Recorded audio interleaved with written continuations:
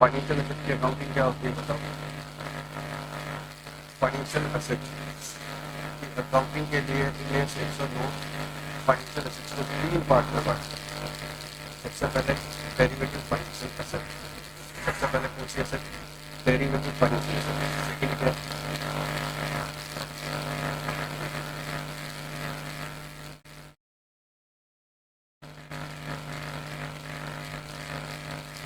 Derivative financial asset के बाद क्या है इंस्ट्रूमेंट्स की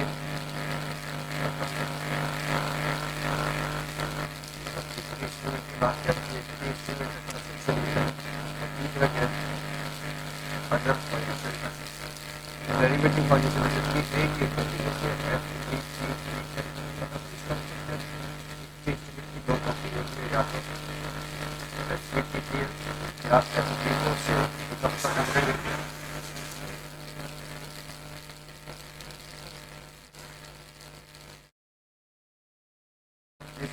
के अंदर तीन कंपनी हो सकती है, FPTPL भी हो सकती है, OCI भी हो सकती है और अमोटाइज भी हो सकती है। इन तीनों के इनका मतलब समझेंगे सभी का। डेरिवेटिव फाइनेंशियल एसेट्स की ओनली अकाउंटिंग क्या है, FPTP डेरिवेटिव फाइनेंशियल एसेट्स की ओनली अकाउंटिंग क्या है, FPTP मतलब समझेंगे इक्विटी इंस्ट्रूमेंट की अकाउंटिंग होती है, FPTPL या OCI और अदर एसेट्स की होती है, FPTPL FPOCI। सबसे पहले तो FPTPL की FPTPL का मतलब क्या है, फेयर फेयर वैल्यू की पेड का मतलब इसको किस पर ले आओ, फेयर वैल्यू डेरिवेटिव की तो एक अलग लेक्चर नया हुआ है उसका ऑप्शन पिक्चर का आज इसका लेकर अदर फाइनेंशियल एसेट्स में क्या आ जाएगा बेहतर आ जाएगा लोन लिया होगा, लोन की ये सब आ जाएगी, तो बाकी सबकी FDR आ जाएगी, ये सब इनकी अकाउंटिंग रेट ज़्यादा इक्विटी इंस्ट्रूमेंट क्या ये स्टडी में क्या बोलता था, ये स्टडी जो आपने पढ़ा हुआ वो क्या बोलता है,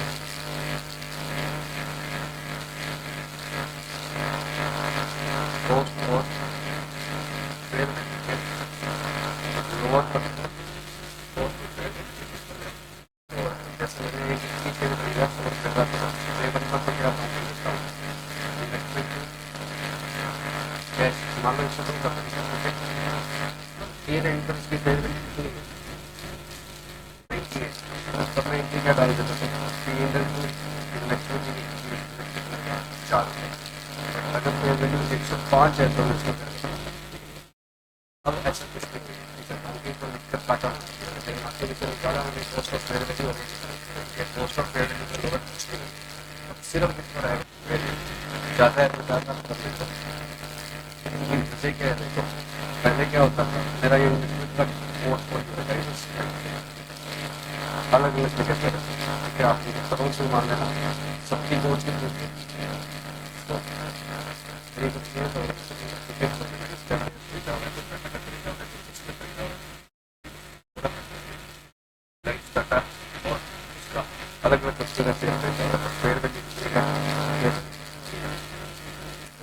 इसकी 105 इसकी 105 इसकी 105 इसकी 105 और ये 100 का कितना होगा क्या पोजीशन में अपने शेयर होल्डर को बताते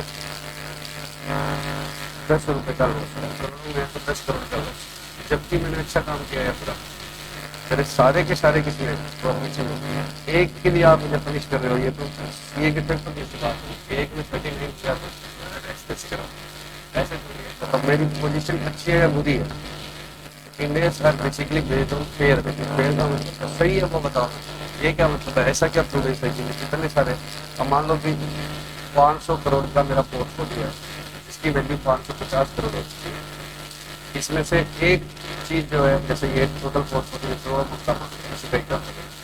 500 करोड़ है और इसकी फेयर वैल्यू कितनी है 1 2 3 4 4 430 500 10 आप सिर्फ 10 करोड़ का क्या दिखा रहे हैं?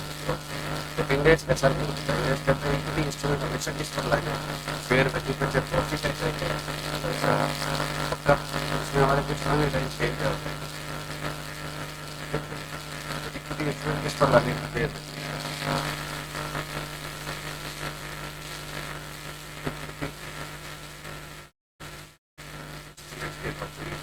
कैसे फाइनेंशियल एसेट के तौर पर दूसरी कंपनी में खरीदे हुए लेकिन उनकी कंपनी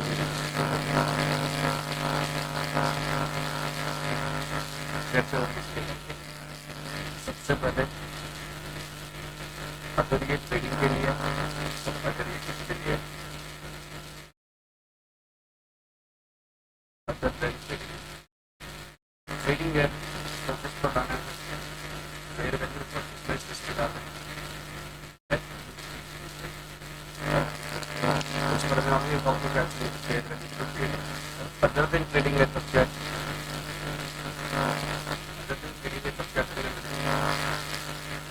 आप FVTPL भी ले सकते हो और FVOCI भी ले सकते हो, आप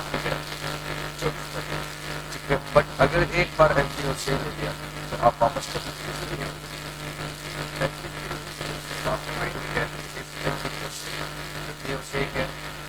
पहले हमारे क्या होता है सिर्फ ये लगता है स्टेटमेंट के बैलेंस शीट पर भी बनती है। देखो विदेशों में नाम क्या यूज होते हैं या IFRS जहाँ से हमने लिस्ट बनाई है उनके नोमेनक्लेचर क्या HT स्टेटमेंट फाइनेंशियल कंडीशन, इसको हम इंडिया में क्या बोलते हैं बैलेंस शीट, और बार को क्या बोलते हैं स्टेटमेंट ऑफ फाइनेंशियल परफॉर्मेंस, इसको हम इंडिया में क्या बोलते हैं नोमेनक्लेचर थोड़ा बहुत क्या हमारे कंप्लीट में क्या वर्ड यूज करते हैं बैलेंस शीट होती है सारा क्लीन करना होता है, इसलिए हमने नाम से ये बात एक हम लोग बात क्या बोलते हैं इंडिया में क्या बोलते हैं बैलेंस शीट और वो क्या बोलते हैं स्टेटमेंट सॉरी हाँ position statement of financial position इसका नाम है बैलेंस शीट, ठीक है। और स्टेटमेंट ऑफ फाइनेंशियल परफॉर्मेंस इसका नाम है। अब जब वो P&L नहीं मिलते P&L के साथ साथ एक पार्ट और क्या मिलेगा OCI के अदर कॉम्प्रिहेंसिव P&L के साथ क्या होता है OCI, सॉरी इंडिया में हम P&L के साथ क्या होता है OCI, वो दो पार्ट होते हैं P&L एक अलग क्या स्टेटमेंट ऑफ फाइनेंशियल परफॉर्मेंस और statement of other comprehensive. India में इसको अलग अलग नाम बना के कैसे किया P&L followed by P&L followed by other comprehensive income. Other comprehensive income का मतलब आपकी मर्जी से नहीं है कि ये मुझे अदर टाइप का लग रहा है तो किसमें डाल अदर में डाल अदर कॉम्प्रिहेंसिव इनकम में कौन से चीजें आएगी और रिस्पेक्टिव इंडेक्स ही बताइए, आपकी मर्जी से नहीं आएंगे कि ये डाल दो या वो डाल दो, ये कौन बताएंगे रिस्पेक्टिव इंडेक्स अलग अलग इंडेक्स में आता रहेगा कि ये चीज मिल जाएगी ये भी प्रॉफिट लेकिन ये थोड़ा इसमें सारी चीजें तो नहीं लेकिन ज़्यादातर चीजें ज़्यादातर सब चीजें नहीं है जरूर नहीं तो ज़्यादातर ट्रेडिंग के लिए रखा हुआ है तो आप मुझे बताओ ट्रेडिंग का मतलब क्या होता है, आप फिजिकल काम कर रहे हैं तो खरीद ट्रेडिंग के लिए होता है, तो इसका मतलब क्या आप इसका बिजनेस कर रहे हैं तो सब बिजनेस को स्टार्टअप में कुछ करते हैं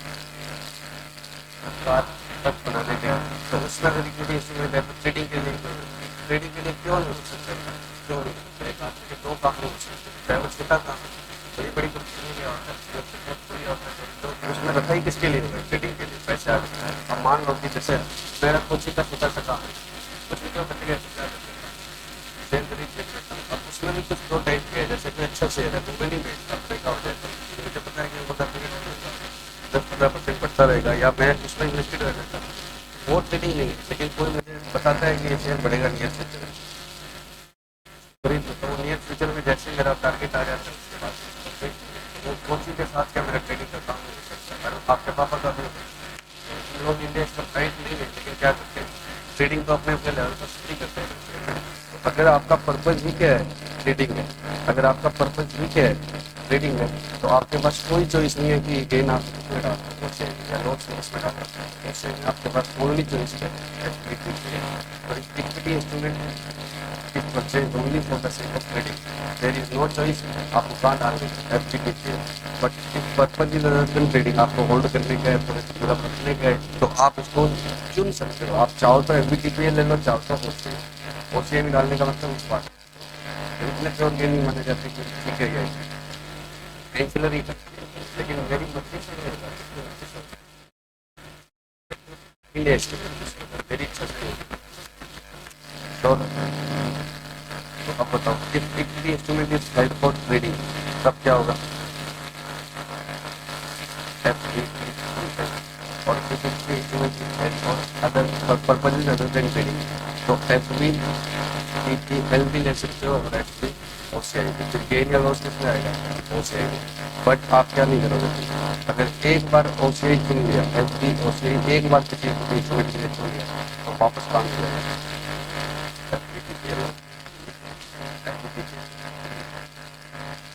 अब मान लो कि शेयर खरीदा आपने 100 का, तो पहले दिन आप इनसे क्या करोगे? इंडेक्स में अकाउंट देते आप कैसे ट्रेडिंग होगी? अच्छा, एसेट्स वापस से कैश करो, आपने लाइबिलिटीज एसेट्स ऊपर है, और एसेट्स का लॉन्ग टर्म शॉर्ट टर्म के अलावा क्लासिफिकेशन है फाइनेंशियल अदर देन फाइनेंशियल। तो फाइनेंशियल एसेट्स में क्या आ जाएगा? इन्वेस्टमेंट इन इक्विटी इंस्ट्रूमेंट कितने का? 100 का, और दूसरी फाइनेंशियल एसेट्स कितनी कम हो जाएगी? कैश कितनी कम हो जाएगी? अब ये रेट पर उसकी वैल्यू कितनी हो गई है? 0.05। तो आप क्या करोगे?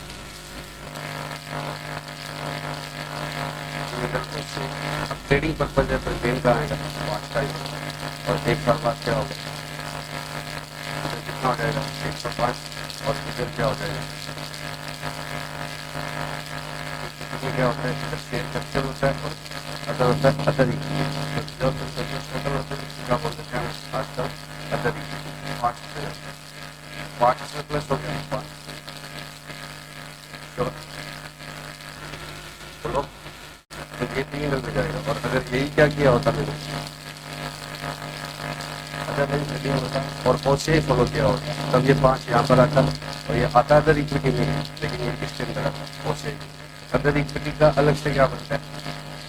एक स्टेटमेंट और बनता है बैलेंस शीट के अलावा, statement of changes in financial statement का एक स्टेटमेंट और होता है। अभी तक आपने बैलेंस शीट में नहीं देखे थे या कैश में देखा था। अब एक और क्या स्टेटमेंट होता है? Statement of changes in financial statement में आज की डेट में क्या आता है? Balance sheet, P&L plus OCI, statement of changes in equity, उसके बाद होता है, और उसके बाद कैश फ्लो स्टेटमेंट, और फिर नोट्स में खत्म। अब statement of changes in equity में क्या होता है? इक्विटी में जो जो चेंज हुए वो सब आपको statement of changes in equity से कैपिटल का कॉलम, उसमें क्या चेंज हुए समझाता हुआ, रिटेन्ड अर्निंग जो किसका होता है? Balance sheet. और उसके बाद में अदर इक्विटी में जो OCI के जो भी आइटम है उनकी डिटेल, OCI में अलग अलग आइटम आएगी। तो बताओ, फेयर वैल्यू चेंज, OCI में बहुत सारी आइटम आएगी, उन सबका एक क्या होता है? कॉलम। तो अगर आपने FPT लगाया था तो क्या होगा? यहाँ का प्रॉफिट अभी यही गेन नहीं होगा, मेरे पास तो और भी प्रॉफिट रहेंगे, तो वो 5 रुपये इसके अंदर बढ़ के आएगा, और वो कहाँ पर आ जाएगा? इस पर। अगर आपने FB OCI लगाया था तो फिर वो कहाँ पर नहीं होगा? इसमें नहीं होगा, फिर वो कहाँ पर होगा? फेयर चेंजेस, और इधर इनका क्या बनता है? टोटल। और टोटल को क्या बोलेंगे? Other equity. इसके अंदर इसको नहीं लेंगे क्योंकि वो शेयर कैपिटल अलग से आता है। इसलिए बड़ी company statement of changes in equity को भी 2 पार्ट में बनाती है। इसको क्या कर लेते हैं? अलग। इसको इक्विटी शेयर कैपिटल, क्योंकि उसका ऑलरेडी किसके अंदर कंसीडर हो चुका होगा? Share capital. तो statement of change in equity 2 part में बनाते हैं, कैपिटल का अलग और पार्टनर का अलग। तो अगर वो P&L के अंदर बुक हुआ है, क्या लगाया हुआ है? FBT P&L अकाउंटिंग लगा रखी है, तो वो किसके अंदर ही आ जाता है? P&L का टोटल बैलेंस जब आता है उसके अंदर 5 रुपये नंबर के आ जाता है। सॉरी इधर इसके अंदर बढ़ के आ जाएगा। और एफडी और से लगाइए तो उसका अलग से कॉलम मिलता है और वो टोटल इधर बढ़ता है और इधर बढ़ता है, तो वो आता तो फिर अदर इक्विटी नहीं है हर बार। चाहे एफबीटी पे लगा लो चाहे क्या लगा लो वो से, तो बैलेंस शीट में तो वो कहाँ रिफ्लेक्ट होगा अदर इक्विटी। लेकिन अदर इक्विटी का जब स्टेटमेंट देखेंगे ना स्टेटमेंट वो कहाँ पर मिलेगा, वो से लगाइए तो इसके अंदर और रिटेन अर्निंग बनता है। अच्छा पीएल लगाया हुआ है तो वो रिटेन अर्निंग के ओवरऑल बैलेंस के अंदर का। तो अब तीन बातें होती हैं, एक तो पीएनएल, एक तो पीआई और एक स्टेटमेंट ऑफ चेंज। इनको अलग अलग क्यों किया गया, ये तो हमारा परफॉर्मेंस है, ये भी हमारा परफॉर्मेंस ही है, लेकिन ये क्या नहीं उतना प्योर नहीं, ठीक है, ये उतना प्योर नहीं, ये हमारे रूटीन की इनकम वगैरह ये उतना प्योर नहीं है। और रिस्ट्रिक्टिव इंडिया से यही जैसे रिवैल्यूएशन ऑफ प्रॉपर्टी का प्रॉफिट जो होगा ना वो हम कहाँ करते हैं, प्रॉपर्टी का रिवैल्यूएशन हमारा मुख्य है, ठीक है, हमारी प्रॉपर्टी की वैल्यू बढ़ी है, हमारी फेयर वैल्यू बढ़ी, लेकिन ये भी मेरी इनकम है, ये भी मेरी इनकम है। और यहाँ क्या आता है ये समझ लो, जैसे छोटी क्लास में आप क्या बनाते हैं, पार्टनर्स कैपिटल अकाउंट बनाते हैं, उस टाइप की ओनर के ट्रांजेक्शन, इसमें क्या आएंगे ओनर और उसी के अलावा जो बाकी चीज़ें आएंगी, जैसे डिविडेंड बांट दिया, तो dividend is an expense for company और एप्रोप्रिएशन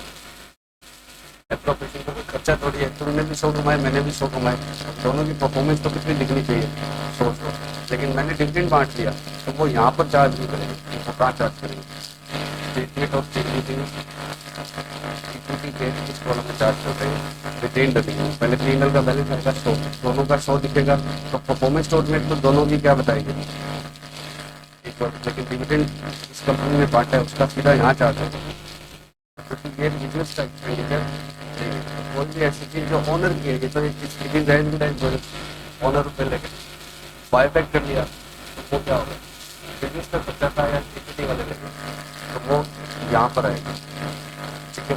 तो इक्विटी के ट्रांजेक्शन ओनर के ट्रांजेक्शन कहाँ पर आएगी, statement of changes in equity, और यहाँ इसको क्या बोलेंगे, वो स्टेटमेंट की कंपनी ने अच्छा कमाया, ये भी अच्छा कमाया, लेकिन ये पूरी नहीं काम, ठीक है। Statement of changes in equity की जरूरत क्यों पड़ी, बायबैक का है, जैसे पहले 100 रुपये का इक्विटी के बायबैक का 120 देते थे, तो हम क्या करते थे इक्विटी शेयर कैपिटल 120 रुपये किसमें चार्ज कर देते थे, कैश कितना 120, क्या ये बिजनेस का लॉस था क्या, तो ये बिजनेस चलाने का एक्सपेंस ही नहीं था, तो इक्विटी वाले ही क्या लेंगे ज़्यादा लेंगे, तो statement of changes in equity में हम क्या करेंगे, जैसे अगर इक्विटी शेयर कैपिटल अलग बनाया हुआ है या साथ में बनाया हुआ है तो वो यहाँ से माइनस कर देंगे और रिटेन अर्निंग से इतना माइनस कर देंगे, लेकिन ये पीएनएल स्टेटमेंट करते बहुत सारे ट्रांजेक्शन जो किसके ओनर्स के थे, जो हम पहले कहाँ चार्ज कर देते थे प्रॉफिट एंड लॉस नहीं, तो ओनर अपने पैसे क्या लेंगे,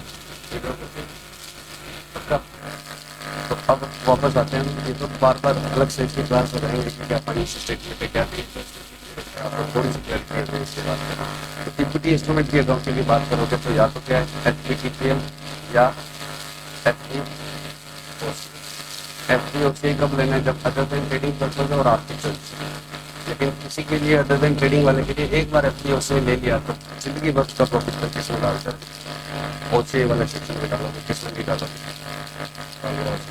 फिर वो हमेशा इसमें रहेगा, कभी भी किसी में बेचने पर भी ये पैसा यहाँ से यहाँ पे नहीं डाला, बेच भी लिया रिलाइज जो यार तब भी क्या है ये सारा का सारा कहाँ जाएगा, इधर कॉलम पड़ा हुआ है इसका जितना भी प्रॉफिट इकट्ठा हुआ है लाइफ टाइम, और सीधा यहाँ से आप भले रिटेन अर्निंग में बेच कर लो, लेकिन कहाँ नहीं जाएगा इनकम सोर्स एक बार और चुन ही नहीं सकते किसके लिए जहाँ पर पर्पज। हाँ बच्चों, ये मैंने स्टडी मटेरियल खोला है, यूनिट 2 है, इसका पेज नंबर है 11.59, उसका इलिस्ट्रेशन 26 है। आप टिक करते हैं ना, एट द एंड आपके सारे क्वेश्चन हो जाएंगे, लेकिन इनकी स्टडी मटेरियल में क्या नहीं है, कोई फ्लो नहीं है, कोई क्वेश्चन कहीं डाला है कोई क्वेश्चन कहीं डाला, ठीक है, आप टिक करते हैं एट द एंड सारे हो जाएंगे। A limited invested in equity shares of C limited, A limited ने क्या किया, सी लिमिटेड के इक्विटी शेयर में इन्वेस्ट किया, कब 15 मार्च को 10,000, ट्रांजेक्शन कॉस्ट कितने की है 500 रुपये। कभी भी एफबीटीपीएल अकाउंटिंग होगी ना, फेयर वैल्यू टू पीएनएल, तो उसमें ट्रांजेक्शन कॉस्ट हमेशा कहाँ जाएगी पी इंडल, उसके अंदर ट्रांजेक्शन कॉस्ट हमेशा कहाँ जाएगी? पी इंडल में। आप खुद सोचो, ना भी भेजूंगा तो वो वापस पी इंडल में चली जाएगी। जैसे मान लो 100 रुपये का शेयर खरीदा मैंने, तो मैं एंट्री कर दूँ investment account debit to bank, कितने रुपए का? 100 का। और 1 रुपए की क्या लगे? ट्रांजेक्शन कॉस्ट, ब्रोकरेज वगैरह। ट्रांजेक्शन कॉस्ट रुपये 1 रुपया, वो कहाँ जानी है? पी इंडल में। आईपीसीसी में आपको क्या करवाते थे? इन्वेस्टमेंट ही महंगा पड़ गया तो इन्वेस्टमेंट में जोड़ दो 101। ऐसा कर भी लोगे तो भी वापस पी इंडल में चली जाएगी। साल के एंड में मान लो प्रॉफिट कितना है, फेयर वैल्यू कितने की होगी? 95। तो इसमें लॉस कितना डालूंगा? एफबीटीपीएल अकाउंटिंग, पी इंडल टू इन्वेस्टमेंट 5 रुपये, क्योंकि मैंने ट्रांजेक्शन कॉस्ट तो ऑलरेडी किसमें चार्ज कर दी? पी इंडल में। तो 100 से कितना करना है? 95। अगर ऐसा कर भी लूंगा तो भी क्या होगा? पी इंडल टू इन्वेस्टमेंट, फिर 101 से कितना करना पड़ेगा आपको? 95। तो 6 रुपये का लॉस हो गया। तो यहाँ पर भी कितने का हुआ? 1 रुपया ट्रांजेक्शन कॉस्ट के थ्रू और 5 रुपया इन्वेस्टमेंट की फेयर वैल्यू में दिखाई। यहाँ पर भी कितना होगा? 6। लेकिन ऐसा करना नहीं है, क्योंकि ये कैसे लिखेगा? इन्वेस्टमेंट का लॉस दिखेगा, जाएगा वो तब भी पी इंडल में पहुंच जाएगा, लेकिन ये इन्वेस्टमेंट की फेयर वैल्यू का लॉस दिखेगा। तो ट्रांजेक्शन कॉस्ट एफबीटीपीएल अकाउंटिंग में, मैं अभी किसकी बात नहीं करता, अमोर्टाइज कॉस्ट या एफसीओसी अकाउंटिंग की बात नहीं करता। एफबीटीपीएल अकाउंटिंग में हमेशा कहाँ जाएगी? पी इंडल। तो ये जो ट्रांजेक्शन कॉस्ट है वो कितने की है? 500 रुपये। कितने रुपए की है? 500। 10,000 किसके लगे? इन्वेस्टमेंट खरीदने के। 31 मार्च को फेयर वैल्यू कितने की है? 11,200। मार्केट रेट ऑफ इंटरेस्ट का कोई मतलब नहीं है इक्विटी इंस्ट्रूमेंट में, ये कहाँ पर काम आएगी? अमोर्टाइज कॉस्ट अकाउंटिंग में काम आएगी। तो एक बार तो इस लाइन को तो इसमें क्या कर दो? इग्नोर कर दो, ठीक है। 5 necessary general entries, analyse the measurement principle and 5 necessary general entries. तो ये क्या बकवास है? 5 नेसेसरी जनरल एंट्रीज, 5, ठीक है। इसको एक बार बाद में पढ़ेंगे, क्यों अभी ये समझ में नहीं आएगा। Solely payment of principal and interest, ये चीज़ें कब आएगी? जब अमोर्टाइज्ड कॉस्ट अकाउंटिंग पढ़ेगी। तो एक बार इसको आप अपने आप से मत पढ़ना, बाद में जब चैप्टर पूरा हो जाए तब आप वापस पढ़ोगे तो आप investment in equity shares of C limited, transaction cost to bank कितने का? 10,500 और टोटल 10,500 लगे। ट्रांजेक्शन कॉस्ट को तो इसमें डायरेक्ट कहाँ डाल दिया? पी इंडल में। और ईयर एंड पर इसकी वैल्यू कितनी होगी? 11,200। ईयर एंड पर इसकी वैल्यू कितनी होगी? 11,200। तो 1,200 रुपये का क्या आ जाएगा? तो क्या लिखा? Investment in equity share. मैंने सीधा पी इंडल डाल दिया, आप ऐसे करते हैं fair value gain on financial instrument और फिर फेयर वैल्यू गेन को कहाँ डाल, ठीक है। सीधा ऐसा कर देना, शायद ही आए इतना इजी क्वेश्चन तो ये फाइनल कर पा रहे हैं, ठीक है। सब सीधा सी अपना, तो ये तो शायद ही है, लेकिन बाई चांस आ जाए बुक का क्वेश्चन है हमारे स्टडी मेट का, तो क्या इस तरह से करते, ठीक है। नरेशन प्रॉपर लिखते हैं। अब प्रॉब्लम क्या है, इस क्वेश्चन में कहीं नहीं लिखा हुआ है कि मुझे एफबीटीपीएल ही लगानी चाहिए। ये तो बनाने वाले ने मन में सोच लिया कि मैं समझाने जा रहा हूँ क्या एफबीटीपीएल, और नीचे याद पेपर में तुम्हें क्या होगा, ये क्वेश्चन आ जाएगा तो आप कैसे सोचोगे कि ट्रेडिंग पर्पज ही रहा होगा एफबीटीपीएल लगा। तो आपको क्वेश्चन में दिया होगा, आपको क्वेश्चन में दिया होगा कि ट्रेडिंग पर्पज है या अदर देन ट्रेडिंग पर्पज है और एफबीटीपीएल है, ठीक है। ये तो ये स्टडी मटेरियल बना रहे हैं, समझाते जा रहे हैं, तो हेडिंग इसमें डाल दी, इससे पता लगे। लेकिन पेपर में हेडिंग नहीं होगी, कैसे आपको खुद से ट्रेस करना है। नेक्स्ट क्या है, Metallics Limited has made investment in equity instrument of company Castrol Limited for 19% equity stake. Significant influence exercise नहीं करना।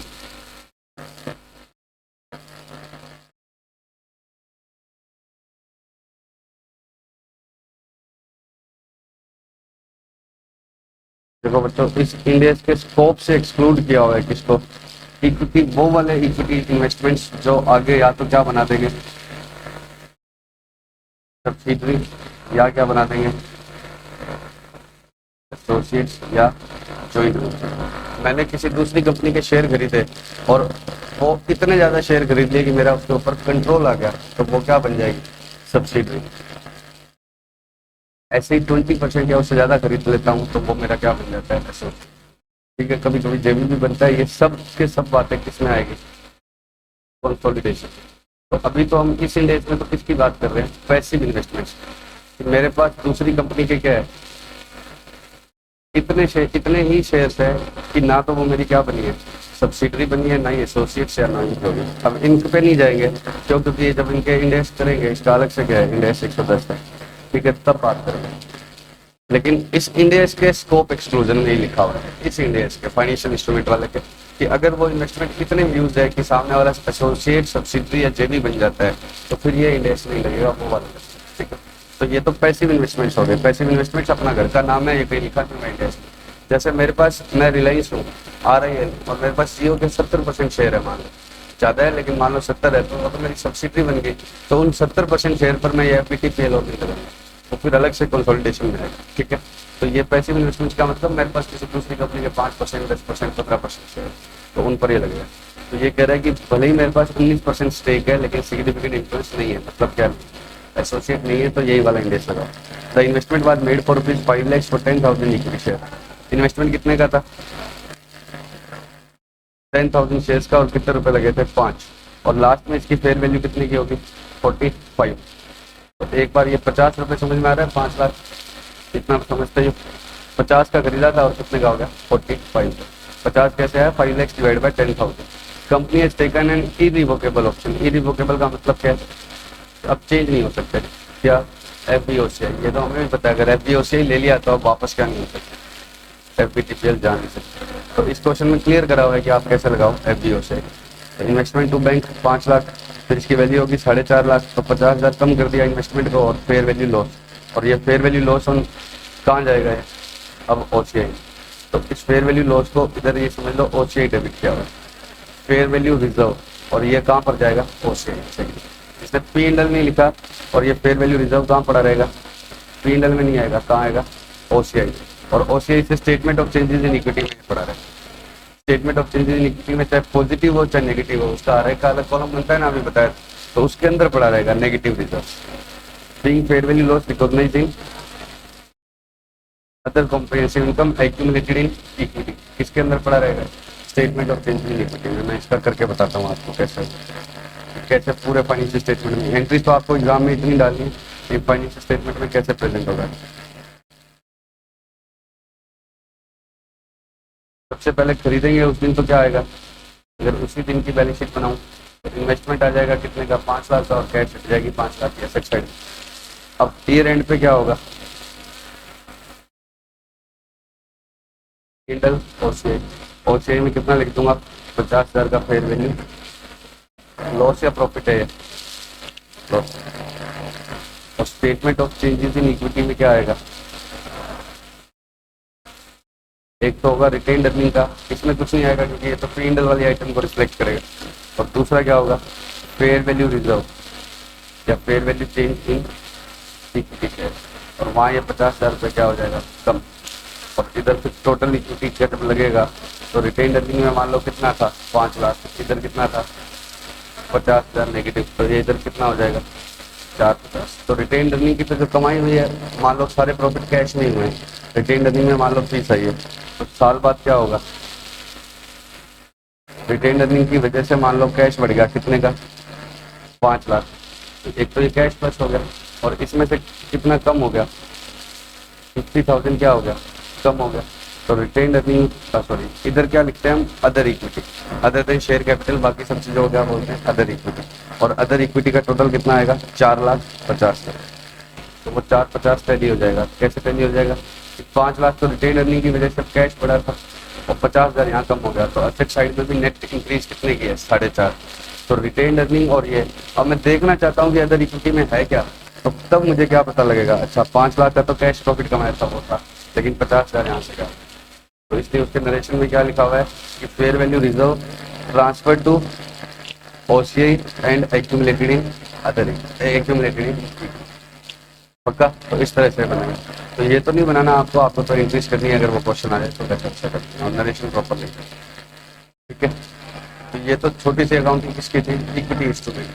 तो इक्विटी डेरिवेटिव की अकाउंटिंग क्या है? फाइनेंशियल एसेट्स को कितने पार्ट में बांट देते हैं? 3 पार्ट में। पहला डेरिवेटिव, उस पर सिर्फ क्या है? FVTPL।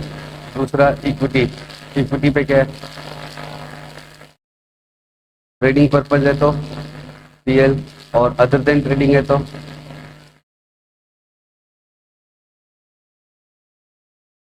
PL या OCI। ये आपकी चॉइस है, लेकिन यहाँ से यहाँ का रास्ता बंद है, ये नहीं है। एक बार ओसीआई ले लिया तो ओसीआई रहे। और अदर एसेट्स के लिए फिर से आगे इसकी क्या है, 3 अकाउंटिंग। कौन सी? एफबीटीपीएल, एफबीओसीआई और अमोर्टाइज्ड कॉस्ट। तो अब हम क्या कर रहे हैं, अदर एसेट्स की अकाउंट।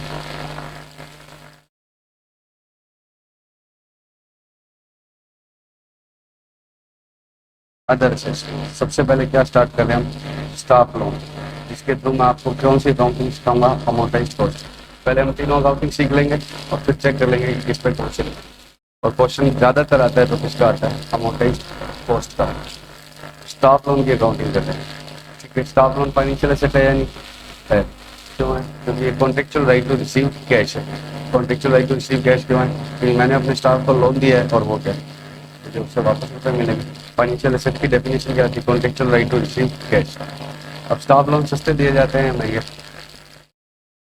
सस्ते दिए जाते हैं ताकि वो हमारी उसकी लॉयल्टी गेन करें और वो हमारे ऑर्गेनाइजेशन में टिका रहे। मैंने क्या दिया, स्टाफ को लोन दिया। अब ध्यान से समझिए, मानसी मेरा क्या है, टैलेंटेड स्टाफ है और मैं इसकी लॉयल्टी गेन करना चाहता हूँ, तो मैंने इसको क्या दे दिया, मार्केट रेट से सस्ता लोन। इसको मैंने 1 लाख रुपए का लोन दे दिया, कितने रुपए पर, 10% पर एनम पर, और कितने साल के लिए दे दिया, 3 साल के लिए।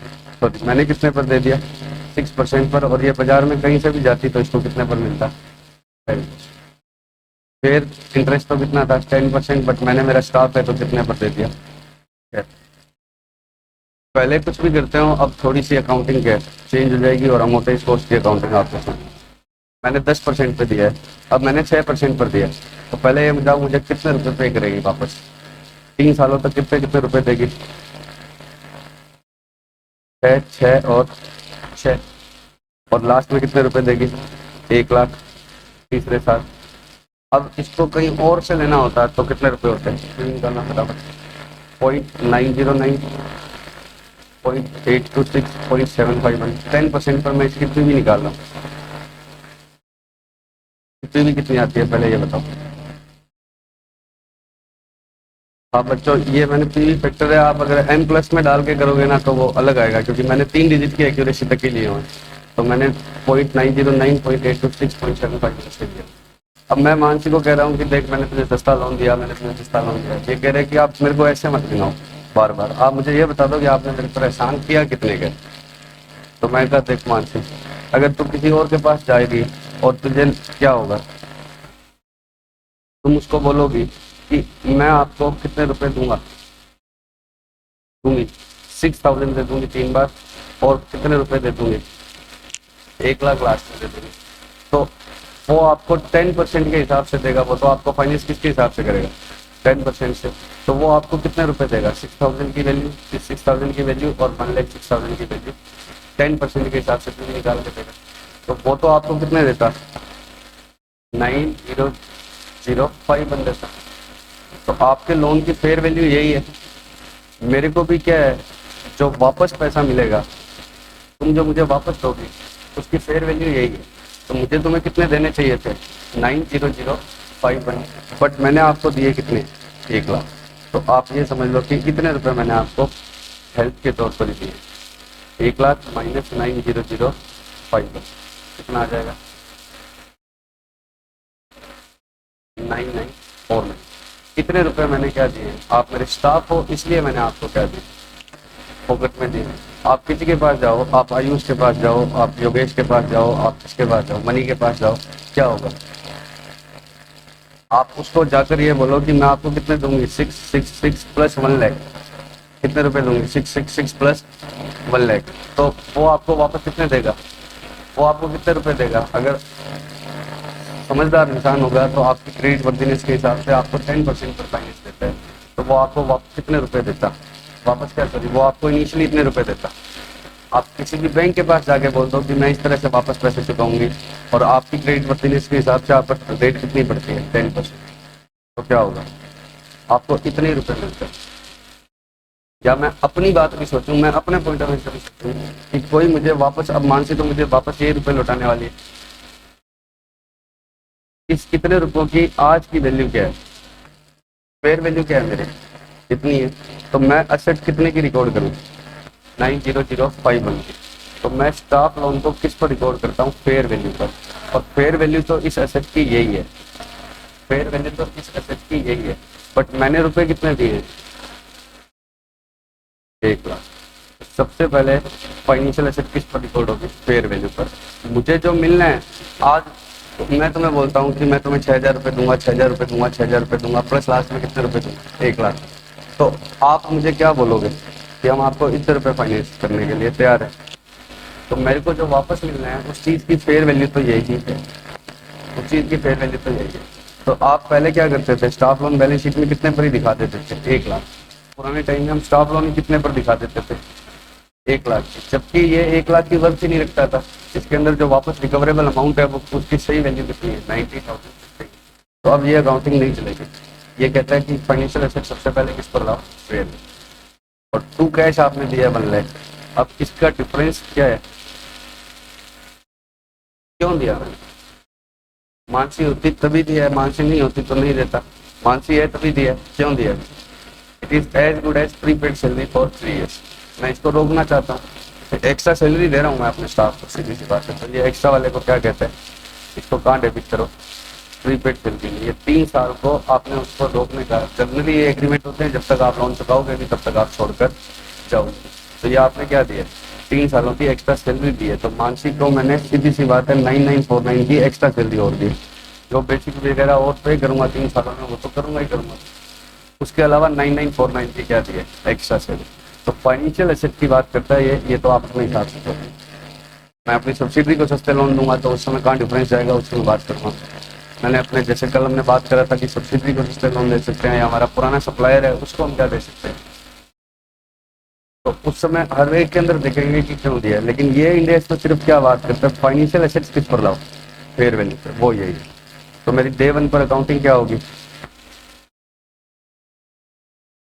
Staff loan to bank. Staff loan किस पर आएगा, फेयर वैल्यू पर, 900,51। और ये कितना गया मेरा, 1 लाख। और बाकी डिफरेंस स्टाफ लोन की केस में कितना जाएगा, प्रीपेड से कितने का, 994। अब स्टाफ लोन को आगे हमें क्या करना है, अमोटाइज करते जाए। अमोटाइज कॉस्ट अकाउंटिंग में सिखा रहा हूँ।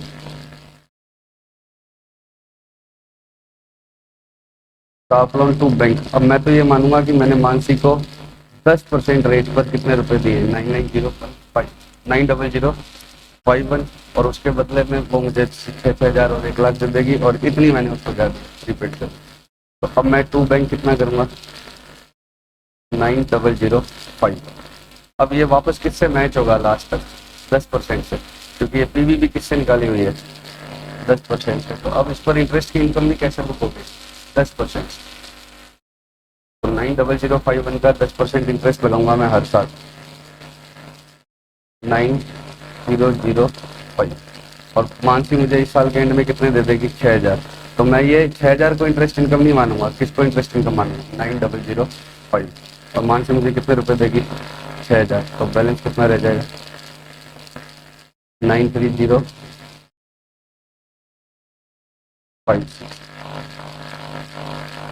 पक्का सही सी करते रहना, ये वापस सारा वीडियो खत्म हो जाएगा नहीं। 9,3056। कैश कितना आएगा, 6,000। बैलेंस कितने का है,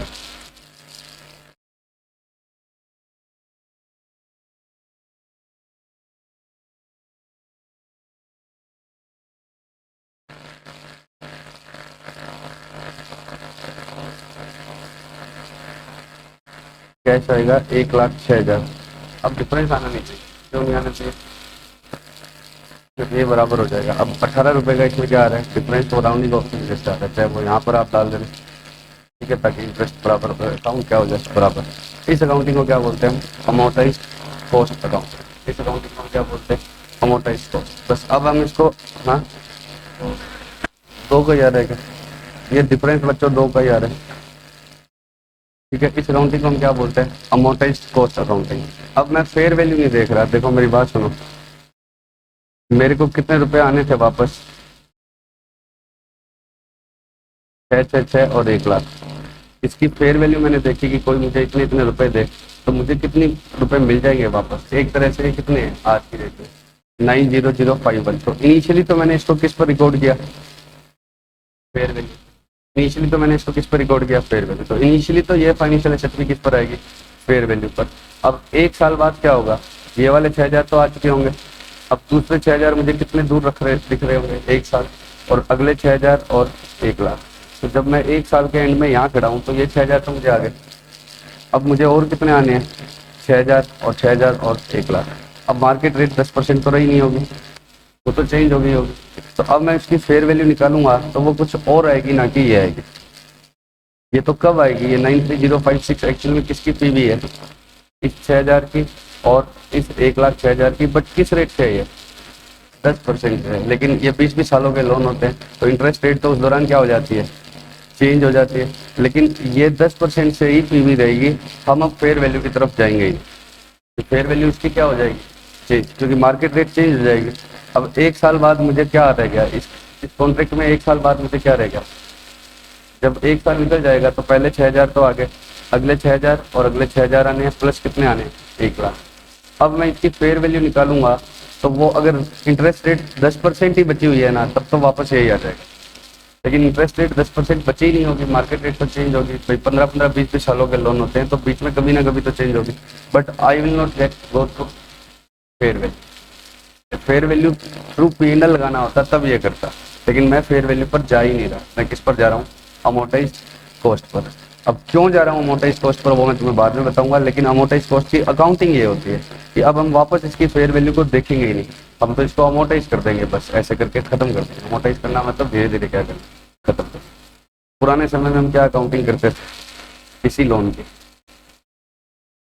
लोन टू कैश कितने का, 1 लाख। फिर इंटरेस्ट कितने का बुक करते थे, 6000।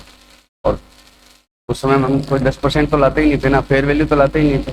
और कैश कितने का आ जाता था, 6000 का। और सीडी वापस कितने का आ जाएगा, 1 लाख। तो वो लोन हमेशा किस पर पड़ा रहता था, 1 लाख पर, जबकि उसकी फेयर वैल्यू कुछ अलग और 6000 की इनकम बुक करते। तो ये तो एक सिर्फ स्टेटेड रेट है ना कॉन्ट्रैक्ट की। ये तो हमने 6% बोल दिया इसलिए हम 6000 बुक करने लग गए, ये तो कॉन्ट्रैक्ट की स्टेटेड रेट है।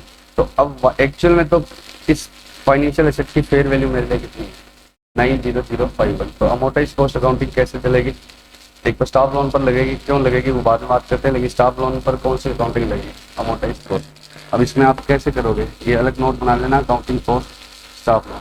सबसे पहले क्या लिखोगे, calculate cash flows to be received. Cash flows to be received मतलब 666 और 1 लाख, 6000 6000 6000 और 1 लाख। सेकंड स्टेप क्या करोगे, calculate PV of those cash flows at market rate, जिसको हम क्या बोलेंगे, fair value of asset. Staff loan में मिलना तो यही है, ठीक है।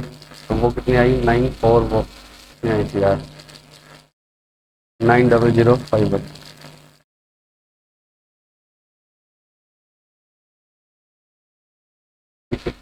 अब आगे इसको क्या मानो कि हमने स्टाफ लोन दिया हुआ है किस रेट से, 10% से, कितने का, 90051। टू कैश कितने का है जो आपने लोन दिया, बाकी क्या आ जाएगा, प्रीपेड, ठीक है। और इसको अब आगे 10% से आगे बढ़ाओ, इंटरेस्ट इनकम कितने की बुक करो, 10% की। और रुपए जो आ रहे हैं वो क्या करते रहो, बाय कैश। रुपए कितने आएंगे, 6000। अब ये 6000 इंटरेस्ट इनकम बुक होगा अब फाइनेंशियल्स में या 9001। फिर कितना होगा, 9306 और 96, ठीक है। तो ये इनकम बुक है पक्का। तो चौथा क्या है, अमोर्टाइज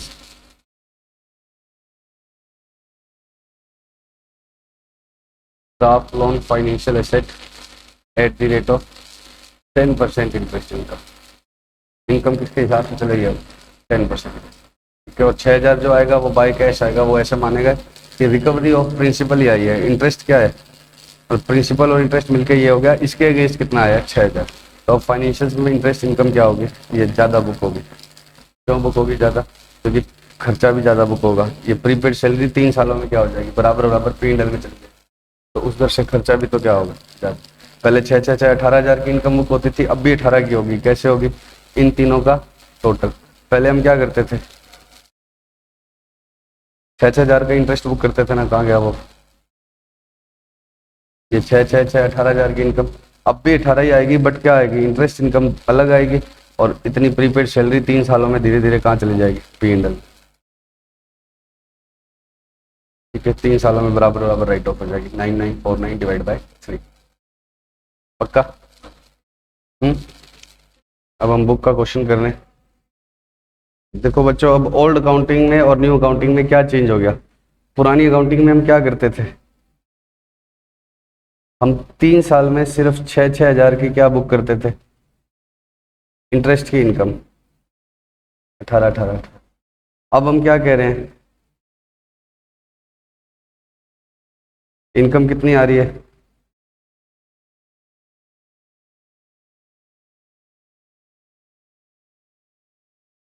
एक सेकेंड,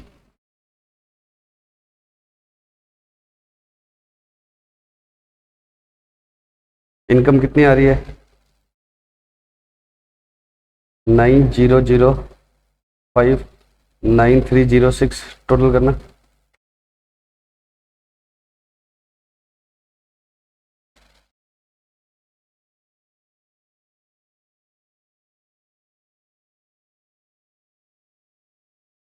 और तीसरी कितनी आ रही है, 9,636, कितना आ गया टोटल, 27,947। और सैलरी का एक्सपेंस कितना बढ़कर आएगा, 9,949। इन दोनों का नेट कितना आएगा, 17,998, जो 18 जा रही है, 2 रुपये का फर्क तो राउंडिंग ऑफ की वजह से। तो पहले हम क्या कहते थे कि स्टाफ हमें 6,000 का इंटरेस्ट दे रहा है, स्टाफ 6,000 का इंटरेस्ट थोड़ी दे रहा है, हमने स्टाफ को सस्ता लोन दिया है। तो आप एक बात बताओ, तुम मेरे स्टाफ हो, मैं तुम्हें अगर कार भी अपनी चलाने के लिए दे दूं, तो वो कार का एक्सपेंस मैं पेट्रोल एक्सपेंस में डालूं या सैलरी में डालूं, सैलरी में डालूं ना। तुम मेरे स्टाफ हो, इसलिए मैंने वो पेट्रोल का खर्चा बुक किया, पेट्रोल दिया, नहीं तो नहीं देता। तो सेम ये कह रहा है कि तुम मेरे स्टाफ हो और मैंने तुम्हें सस्ता लोन दिया है, तो इसका मतलब ये थोड़ी है कि मेरा इंटरेस्ट की इनकम कम है, इंटरेस्ट तो मेरा उतना ही आएगा, ये तो मेरा क्या है, सैलरी एक्सपेंस ज़्यादा पड़ेगा। तो आज मैं तुम्हें अपनी कार दे देता हूँ, तुम मेरे स्टाफ हो, और पेट्रोल का एक्सपेंस लगता है उस कार का, तो वो मैंने क्यों किया है, पेट्रोल एक्सपेंस कोई आने जाने का बिजनेस का खर्चा है या सैलरी का खर्चा है तुम्हारी। तो वही मैं कह रहा हूँ कि मेरा इंटरेस्ट कम नहीं है, इंटरेस्ट तो मेरा अब भी उतना है। पहले तो हम क्या करते थे कि लोगों को देता तो मैं 10 पे देता, तुम्हें 6 पे दे दिया, तो इसलिए इंटरेस्ट की इनकम ही कम बुक कर लेता था। अब मैं क्या कहता हूँ, नहीं, मेरा इंटरेस्ट तो सही सही है, उतना ही है, किसी और इंसान को भी देता तो यही इंटरेस्ट बुक होता। कोई और इंसान मुझे 6 और 1 लाख देता, तो मैं क्या करता, उसको लोन ही कितने का देता, उसको मैं लोन ही कितने का देता, 9,005 का। तो तुम्हें भी क्या देता, मैं इतने का ही देता। और सिंस तुम मेरे स्टाफ हो, इसलिए मैंने क्या दिया है, देखो तुम मेरे स्टाफ हो इसलिए मैंने तुम्हें क्या दिया है, सस्ता लोन दिया है, और किसी को मैं सस्ता थोड़ी देता। तो ये 9,949 जो आपको दिख रहा है स्क्रीन पे, ये क्या है, मेरी सैलरी है। बस मैंने तुम्हें सस्ते लोन की फॉर्म में दी है, तो उसको सैलरी की तरह से ही शो करूँ ना। 9,949 को तो मैं किसकी तरह से शो करूँ, सैलरी की तरह से, बोलो। और 27,947 क्या है, मेरा इंटरेस्ट की इनकम है। पहले क्या हो जाता था, इंटरेस्ट की इनकम ही कम बुक होती थी और सैलरी दिखती नहीं थी, जबकि सस्ता लोन दिया है तो सैलरी दी है ना एक तरह। और इंटरेस्ट में क्या मानूंगा, सही सही। तो सस्ता लोन देना इज लाइक सैलरी देना। ये तो बस लोन की फॉर्म में क्या दे रहे हैं हम, सैलरी, जो दिखती नहीं थी पुरानी। तो पुराने में तो 6,000 की इंटरेस्ट की इनकम बुक होती थी, सैलरी दिखती नहीं थी, जबकि मैं स्टाफ को सस्ता लोन दे रहा हूँ, तो वो सैलरी खर्चा आना चाहिए। तो इसलिए इतने रुपए का क्या आता है, सैलरी का एक्सपेंस, जो 3 सालों में मैं राइट ऑफ करूंगा, और इंटरेस्ट की इनकम प्रॉपर बुक करूंगा, इंटरेस्ट की इनकम प्रॉपर बुक करूंगा। ये इंडिया इसका पर्पज। हम बुक का क्वेश्चन करते हैं।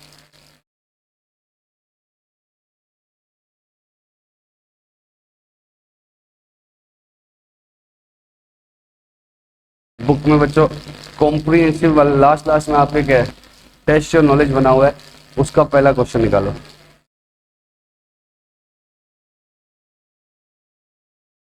हाँ बच्चों, ये टेस्ट योर नॉलेज आपकी बुक के एंड में बना हुआ है, उसके अंदर टेस्ट योर नॉलेज का फर्स्ट क्वेश्चन हम कर रहे हैं, बुक के एंड में टेस्ट योर नॉलेज।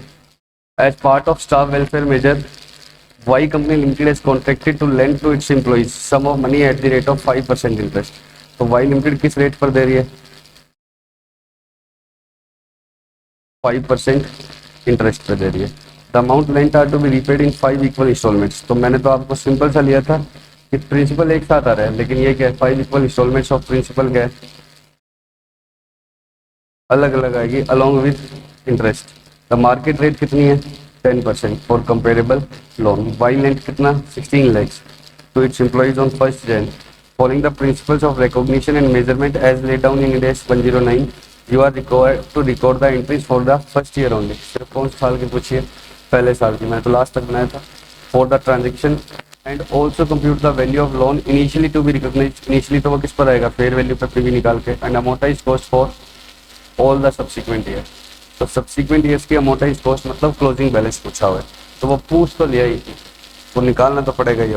खाली पहले साल की एंट्री पूछी होती तो अलग बात है। अब इसने बोल दिया कि हर साल का बैलेंस बताओ, तो वो हमें स्टेटमेंट फॉर्म में बनाना पड़ जाएगा।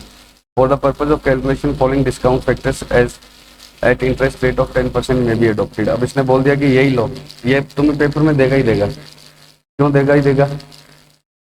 पी फैक्टर क्यों देना ही पड़ेंगे उसको, क्योंकि हर बच्चे का आंसर थोड़ा थोड़ा क्या आ जाएगा अलग, और एग्जामिनर के लिए चेक करना बहुत क्या हो जाता है मुश्किल। लेकिन वो देता कितने पे? 10 पे भी देता है और 6 पे भी देता है, ताकि कोई बच्चा कंफ्यूज हो। तो हमें तो पीवी किस पर लेनी है? 10 पर। इस क्वेश्चन में 6 की बजाय कितना है? 5। तो पहले तो हम देखेंगे कि कैश फ्लो कितना कितना वापस आने, और उसके बाद क्या है, पीवी कितनी आई। तो इसका सीधा मैं अब आंसर निकाला हूँ। कितने रुपए का लोन था बच्चों? 16 लाख का। और प्रिंसिपल कितनी इंस्टॉलमेंट में आना था? 5।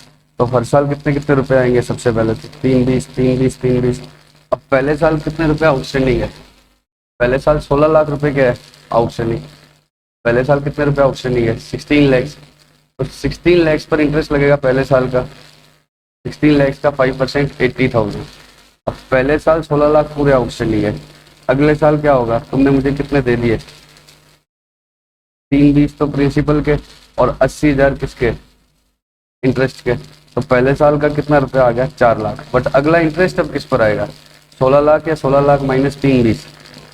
16 माइनस 3 20 पे, क्योंकि 3 20 आपने मूल भी तो दे दिया, मूल मतलब कि प्रिंसिपल। तो 3 20 का आपने प्रिंसिपल दे दिया, तो नेक्स्ट इंटरेस्ट किस पर आएगा? 16 लाख माइनस 3 20 का कितने परसेंट? ये इंटरेस्ट किस रेट से आएगा? 5% से। पीवी निकालते समय दूंगा एक बार। तो कैश फ्लो क्या क्या आने, तो स्टाफ को थोड़ी पता है कि वो अकाउंटिंग क्या कर रहा है एम्प्लॉयर, उसको तो 5% से वो इंटरेस्ट भरेगा। तो कितना आएगा? 64,000। अब आप समझदार हो गए तो क्या करोगे, बार बार नहीं करोगे। अगली बार इंटरेस्ट किस पर आएगा? 16 लाख माइनस 3 20 माइनस 3 20। लेकिन अब आपको समझ में आ गया ना कि 3 20 का इंटरेस्ट कट रहा है, मतलब कितना बन रहा है? 16,000। तो अगला इंटरेस्ट 3 20 का 5% कम आएगा ना हर साल, तो अगला इंटरेस्ट 16,000 और कम कर देना, फिर 16 और कम कर देना, फिर 16, और नहीं तो करते रहो। ये इंटरेस्ट किसका है? 16 लाख का 5%। ये किसका है? 16 लाख माइनस 3 20 का 5%। ये क्या है? 16 लाख माइनस 2 बार 3 20 का 5% माइनस करने के बाद, मतलब 16 लाख माइनस 2 बार 3 20 और फिर 5%। समझ रहे हो? तो इसका बेटर तरीका क्या है? लास्ट वाला प्रिंसिपल कितना बाकी होगा? 3 20। तो 3 20 का 5%, ये कितना है? 46 का 5%, ये कितना है? समझ रहे हो क्या? ठीक है, ये अमाउंट आप बना लोगे, आप ये फाइनल कर सकते हैं। ये अमाउंट आ गई, तो टोटल कितना आ गया? 4 लाख। अगले साल कितना मिलेगा? ये अगले साल। अब कंपनी सोच रही है कि कोई मुझे इतने इतने रुपए देगा मेरा स्टाफ, और मैं ये स्टाफ ना होता तो किस रेट पर देती? इस 10% पर देती। उसका पीवी फैक्टर ये है, तो ये स्टाफ नहीं होता तो क्या होता? 14,06,000 रुपये देती। तो इस कॉन्ट्रैक्ट की फेयर वैल्यू क्या है जो मुझे मिलने वाला है? 14,06,272। तो 14,06,272, बट हमने दिया कितने? 16 लैक्स। तो डिफरेंस जो आया है वो कितने? Prepaid staff cost. ठीक है, मैंने प्रीपेड पहले ही बोल दिया था, आप एग्जाम में इसके जैसे लिख देंगे, नरेशन वर्शन पता। ठीक है, तो स्टाफ लोन तो आ गया फेयर वैल्यू पे, प्रीपेड स्टाफ कॉस्ट। अब एक बताओ, अब मैं अगर अकाउंट बनाऊं तो कैसे बनेगा? पहले साल का अकाउंट बताऊं, टू कैश कितना आएगा?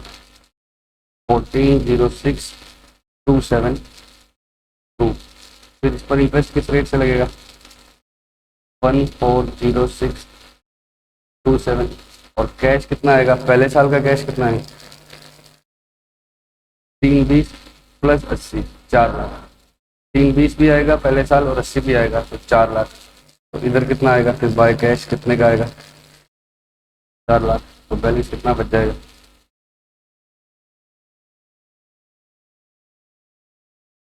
ये बचेगा 11,46,899।